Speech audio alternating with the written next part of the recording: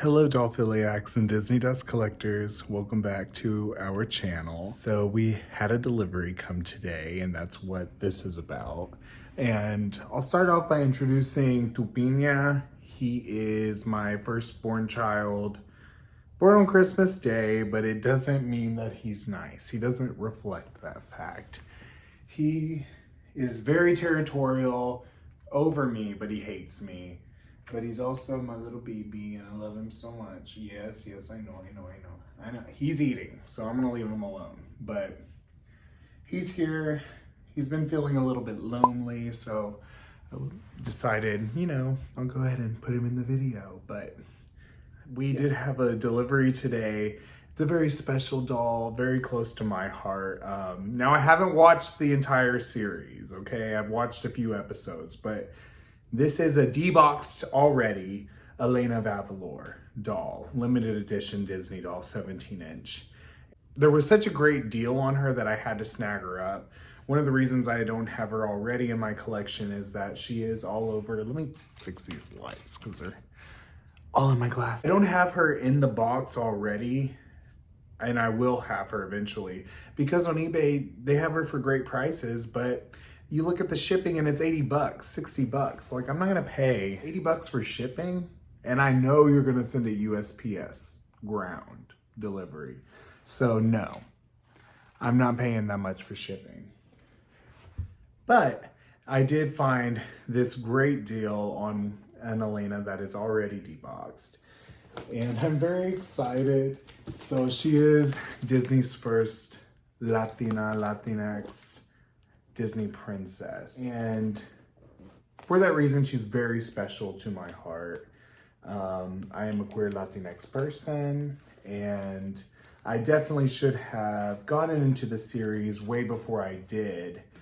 But nevertheless, I've been watching it, and it's amazing. One thing that I love about it is that there's no romance element really involved. And here's TuPiña.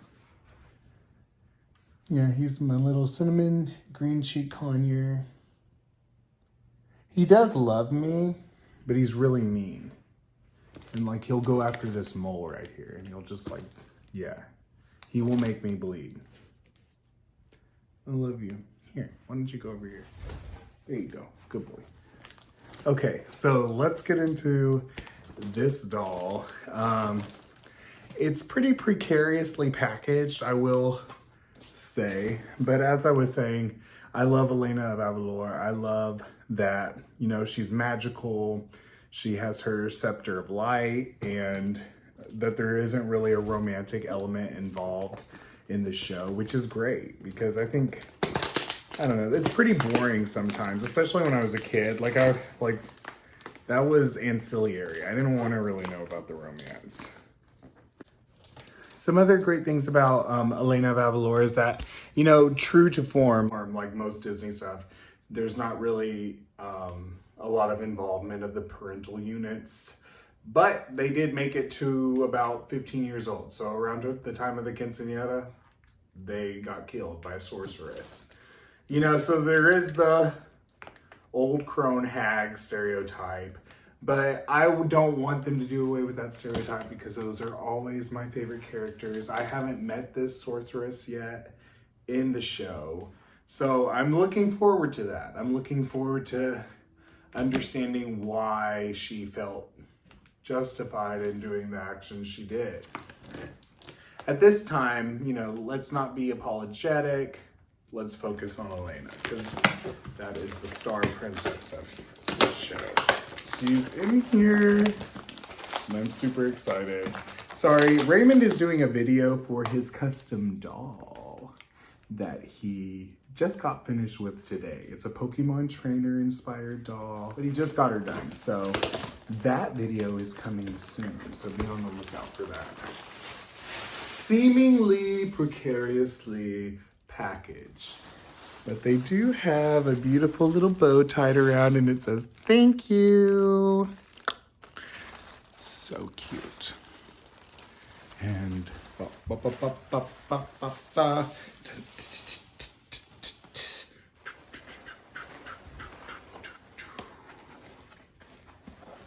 he's like, "What is going on?" Yeah, now you're scared, huh? Oh my goodness. It's Elena! So she's in this green saran wrap. And let me get my girl.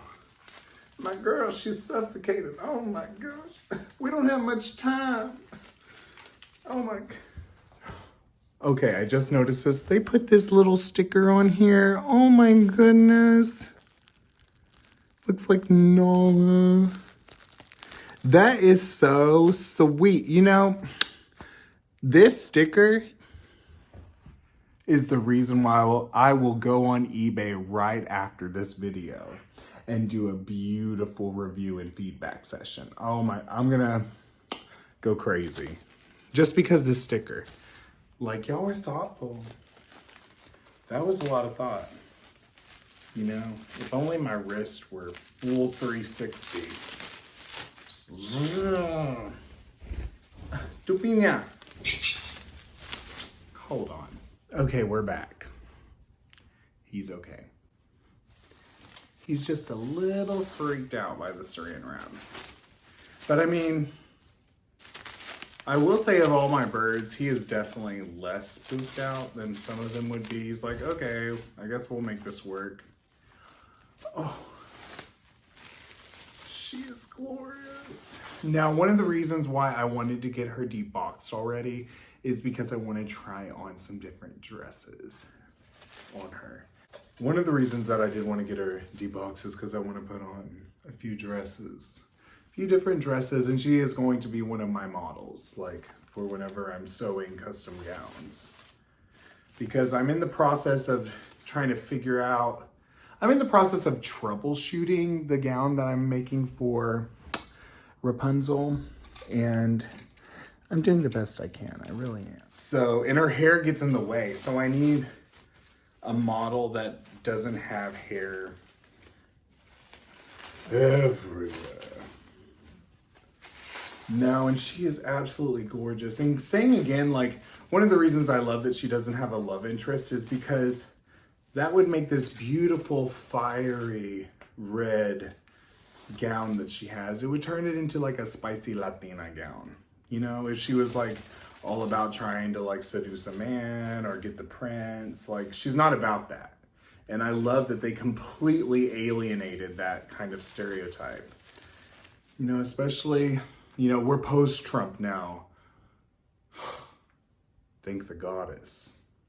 But I want to say that during that, you know, the horrible, horrendous things that he had said about my people, you know, even if he said it about a particular ethnicity, nobody would say it like that. So every racist person who heard him and agreed with it, any brown person that they felt was Latinx, Latina, Latino, Chicano, Puerto Rican, anything, the whole umbrella, they all, we're just, that it's reduced to that. So I love that Disney had the first Latina princess at the time that she came out, and that then the longevity that she showed. So that is a beautiful thing. But let's, oh, she is so gorgeous. I am in love with her already. She is such a pretty doll. Look at this face. These gorgeous almond eyes, like a deep dark brown on the outer part, and then a lighter brown right in the rim. And her lashes, girl, these are total RuPaul's Drag Race lashes. Like, these are full-on Trixie Mattel lashes. And I have to say, these are, of all the 17-inch dolls that I have, these are my favorite lashes. One of my, I didn't realize how pretty she was going to be. Wow. In the icy blue earrings, it definitely looks like a blue topaz gemstone, which is the December birthstone, but it goes so well in contrast to the beautiful deep red that is the dress. And this dress has so much embroidery and detail. I really slept on her. I completely slept on Elena. I am so sorry, Elena.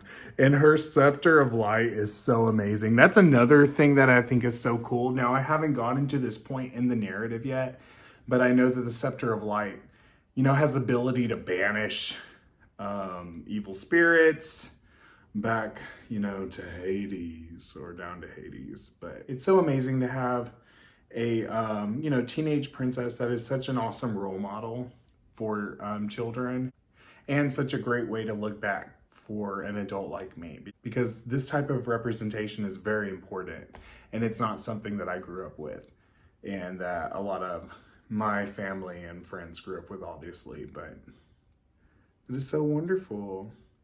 I love her complexion. It's so gorgeous. And the makeup they gave her is very evening wear. And it works together. I know some of the dolls look like they have kind of daytime makeup but then they just have a full set of lashes on for no reason. Well, I mean, there's always a reason for lashes, but you know what I mean.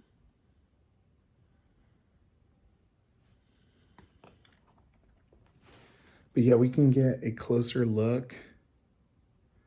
Let's see.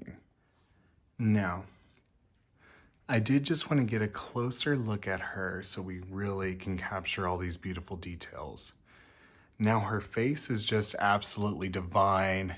I love that they took a risk by making her eyes appear to be gazing at somebody in the corner of the room. Maybe it's somebody who doesn't really tend to get noticed a lot. And it made them feel special. Like, I could definitely see that being something that Elena would do. And her hair is so beautiful. Again, we have that gorgeous light blue topaz, kind of those Cinderella blue colors in contrast with the deep red of the dress. And it's such a rich red. Like, I'm not the biggest fan of red, but this is my favorite type of red. It's rich, it's luxurious. In this satin gown, it has such a great quality to it. And then we have these beautifully ornate and embroidered flowers that have so many different colors in there. There's fuchsia, blue, we have a lime green, a chartreuse, we have deep plums, brown, bronze.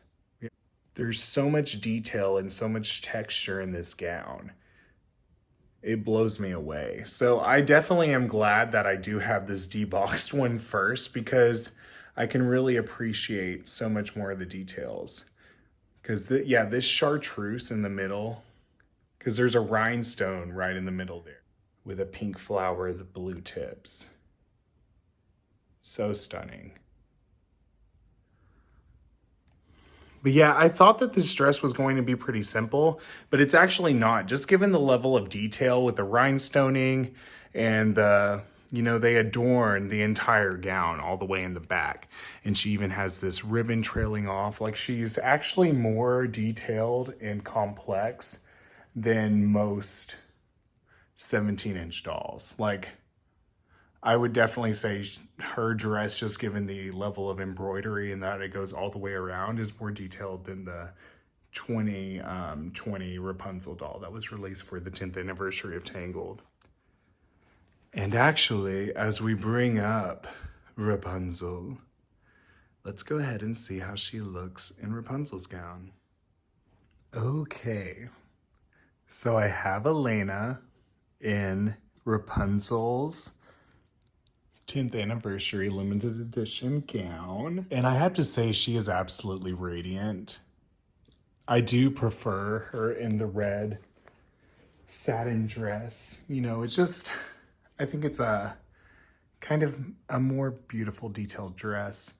But she is so stunning in this. Like, I'm not gonna lie, even especially with the flowers in the background, she looks absolutely marvelous. And one thing I did want to note is just how they have this arch in her right eyebrow. Because it's not a sassy arch. It's like, oh, I see you. What are you doing here? I didn't know you were going to come. But I do think that the icy blue kind of almost robin's egg blue colors in her scepter and in her earrings really complement nicely that fuchsia tone of Rapunzel's gown. And it is so beautiful on her. I think it's kind of appropriate as well because they are two princesses who wield magic. And that's something that I love about both her and Rapunzel. I know that Rapunzel was imbued with magic against her will, but I don't think she's complaining. Except with Mother Gothel taking her and holding her captive for all those years. I guess I should think before I speak. But yeah, it is such a beautiful shade on her skin and with her hair color. I will say I'm going to have a lot of fun with Elena. I can definitely see us doing some future videos where, you know, we have our model Elena who is showcasing the latest fashions. But yeah, I just showed Ray her and he is completely enamored as well. You know, she's just so beautiful. She's so stunning. And the fact that she comes with this scepter of light. Well, yes, thank you for watching, everyone. I know it's been a while. It's been a week since we posted anything up, but I definitely am so grateful for everyone who tunes in. And please do like, comment, and subscribe. And yeah, it looks like TuPiña is falling asleep over there. TuPiña, you falling asleep? Him. Yeah, he's going to sleep. So it's time to put him to bed. But yes, everybody have a wonderful night. And it's the weekend soon.